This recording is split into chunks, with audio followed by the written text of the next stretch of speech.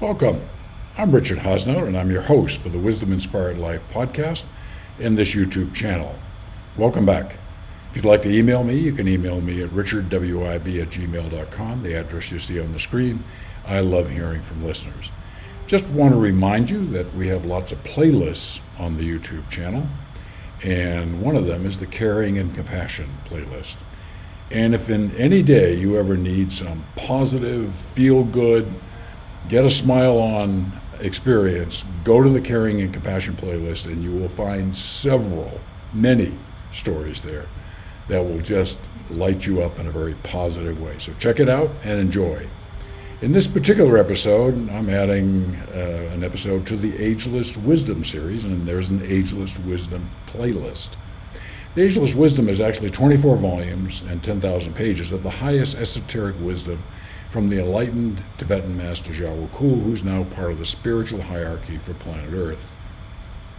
And he transmitted all this information via mental telepathy to Alice Bailey, a U.S. citizen living in places like Monterey. The good news is there's a compendium volume called Ponder on This that I am sharing excerpts from to bring some information on specific topics. Today's topic is about death. As the Lion King said, part of the circle of life. Okay, so let's talk about that. I speak about death as one who knows the matter from both the outer world experience and the inner life experience. There is no death. There is, as you know, entrance into fuller life. There is freedom from the handicaps of the fleshly vehicle. The rending process is so much dreaded does not exist, except in the cases of violent and sudden death, and then only. True disagreeables are an instant and overwhelming sense of imminent peril and destruction, and something closely approaching to an electric shock. So when he's talking about no death here, it's because there is death of the physical body, but not of our soul and our astral and causal bodies, which exit our physical body when it's through serving our needs. Okay, that's what he means by no death. It's continuous. Continuing, no more. For the uninvolved, death is literally a sleep and a forgetting. For the mind is not sufficiently awakened to react, and the storehouse of memory is as yet practically empty. For the good average citizen, death is a continuance of the living process in his consciousness and carrying forward of interest and tendencies of the life. Okay? We move from one form to another, and then we return through reincarnation to incarnate with our soul in a new body, which starts off as a baby and grows into a human, we hope. Okay? A little bit more.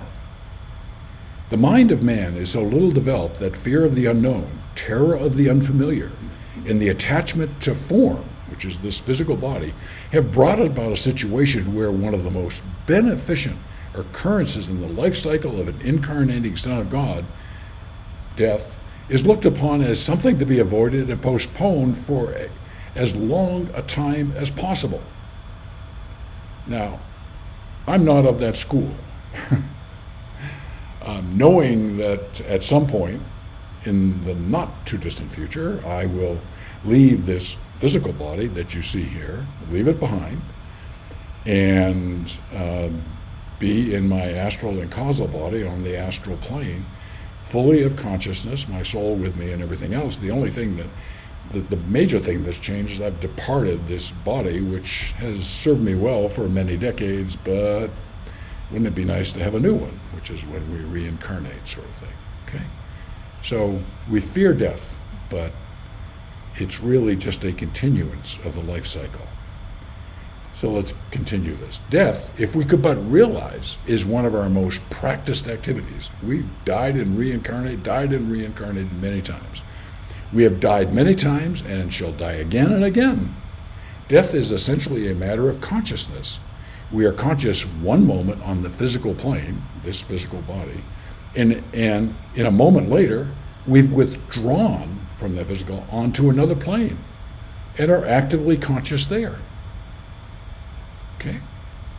Just as long as our consciousness is identified with the form aspect, this, death will hold for us its ancient terror. Just as soon as we know ourselves to be souls and find that we are capable of focusing our consciousness or sense of awareness in any form or in any plane at will or in the direction within the form of God, we shall no longer know death. Okay? Now, death is a relatively easy process. We leave behind us a worn out, maybe diseased body, which those maladies don't continue with us into our astral plane. It's very quick and relatively easy transition. The transition that's a bit more challenging and daunting, if you can look at it, is the process of birth. We reincarnate at the moment of conception. Our soul enters and lives in the womb of the mother, comes out as a little helpless baby, can't do anything on their own for a long time, relatively speaking. It's a whole lot more difficult process than the process of death. Okay? So, if you want to know more about what's going on, you can go to mywisdominspiredlife.com. You can listen to the Wisdom Inspired Life podcast there.